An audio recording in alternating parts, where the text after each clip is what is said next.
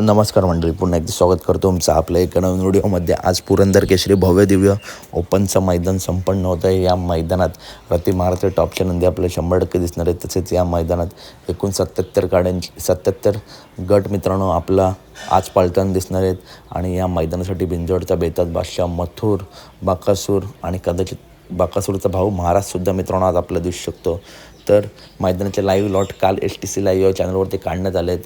तर या लाईव्ह लॉटमध्ये मथुरच्या नावाने चिठ्ठी आहे गट क्रमांक 10 मध्ये तास क्रमांक 3 वरती. तर दुसरी चिठ्ठी आहे गट क्रमांक 34 मध्ये तास क्रमांक 4 वरती. या गटात आपल्याला मथुर पाळताना दिसेल.